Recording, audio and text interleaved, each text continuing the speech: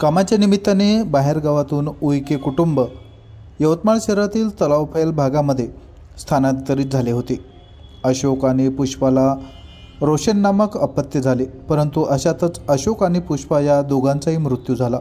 रोशन अनाथ झाला आणि कुठे जावे ते कळेना।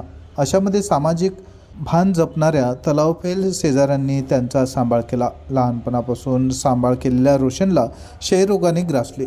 शेजारच्यांनीच त्यांचा दवाखाना सुद्धा केला, परंतु गुण आला नाही।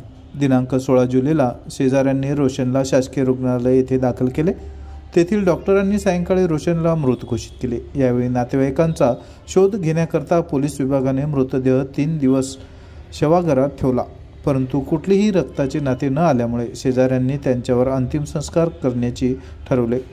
परंतु शेजारी सुद्धा कामगार वर्गातील असल्यामुळे अंत्यविधीसाठी लागणाऱ्या खर्चाची तजवीज त्यांच्याकडून झाली नाही।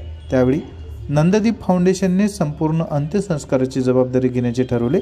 यावेळी मृतदेहाला मनोरुग्ण सेवा वाहनाने मोक्षधाम येथे पोहोचविण्यात आले व पारंपरिक विधीने दहनविधी शेजाऱ्यांच्या व नंददीप फाउंडेशनच्या मनोरुग्ण सेवकांच्या उपस्थितीमध्ये पार पाडण्यात आला। यावेळी नंददीप फाउंडेशनचे अध्यक्ष संदीप शिंदे, नरेंद्र परवा, कृष्णा मुळे, विकास एकोनकर, स्वप्नील गिरी, निशांत सायरे हजर होते।